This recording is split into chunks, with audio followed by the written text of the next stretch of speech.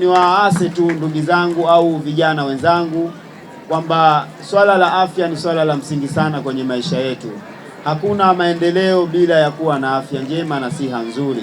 Hivyo tuwe na tabia ya kupima afya kila wakati, tuweze kupata usingizi kila wakati. Manake wewe ujitengee muda wako wa kulala, sio unatumika masaa 24. Ili uwe na afya njema, manake ujitengee muda wa kulala vizuri, na vile vile licha ya hivyo tuepukane na matumizi sana madawa kulevya. Hayo ndiyo chanzo kikubwa cha kuathiri afya zetu, hususan sisi vijana. Tuepukane na kutumia masuala mazima ya madawa kulevya, ikiwemo pombe, kuvuta sigara, kutumia tumbaku na vile vile hata kutumia madawa kulevya kama alivyotuambia kaka yetu, kujidunga mashindano. Lengo upate stimu, lakini stimu hiyo inaweza ikaharimu katika maisha yako. Hakuna mtaji wowote uliokuwa mkubwa isipokuwa ni mtaji wa afya. Tumia afya yako sasa kuwa ni mtaji wako wa baadaye. Epukana kuja kutumia pesa zako kwa kutibu afya zako. Kuna watu wanaenda kubadilishwa damu kila baada ya muda. Kuna watu sasa hivi mapafu yao yanajaa maji. Kuna watu sasa hivi haishi kwa amani. Sukari ikipimwa manake muda wote iko juu, anatumia miko.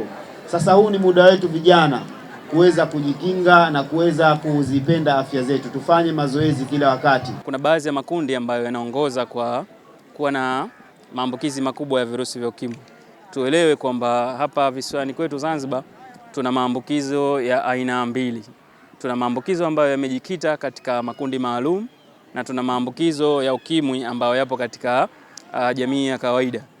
Maambukizo katika jamii ya kawaida hali ipo vizuri, tupo chini ya 1%. Yaani kimaambukizo kitakwimu za mwisho kwa mujibu wa tafiti iliyofanywa ya mwaka 2023 inaonyesha kwamba Zanzibar tuna maambukizo ya 0.4%. Kundi linaloongoza kati ya yote ni kundi la wanawake wanauza miili yao au wanaofanya biashara ya ngono. Hawa wanaongoza kwa na maambukizi ya 21.1%. Lakini pia kundi linalofuatia ni kundi la wanaume wanaofanya mapenzi na wanaume wenzao. Ni kundi hili linakuwa na 11.4%, na kundi la tatu ni kundi la watu wanaotumia dawa kwa njia za kujidunga. Hili la 9.3% kwa mujibu wa utafiti tunaita IBBSCS ambao ulifanyika mwaka 2023. Umeonyesha makundi haya yana maambukizo makubwa. Sisi kama Baraza la Vijana Shehia Muungano tumeona iko haja ya kuanzisha bonanza letu la kuelekea siku ya vijana kimataifa duniani.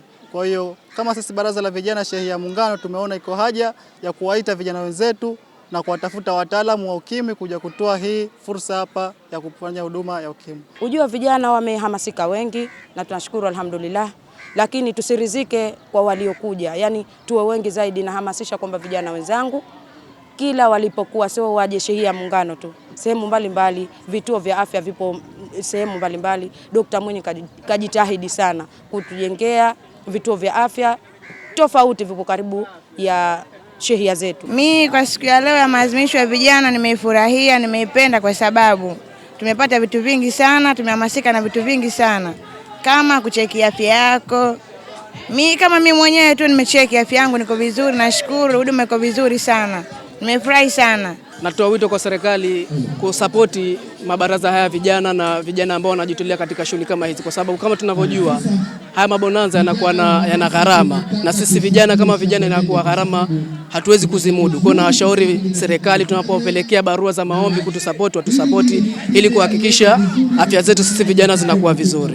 Katika tukio letu hili zaidi tumelenga vijana, lakini hata wakija watu katika rika tofauti, wazee, wamama, wababa, wote pia tunawakaribisha, kwa sababu afya haiangalii umri, lakini tumebezi zaidi kwa vijana, kwa sababu kulingana na takwimu za hivi karibuni inaonekana maambukizi mapya ya virusi vya ukimwi yapo zaidi kwa makundi ya vijana ukilinganisha na wazee.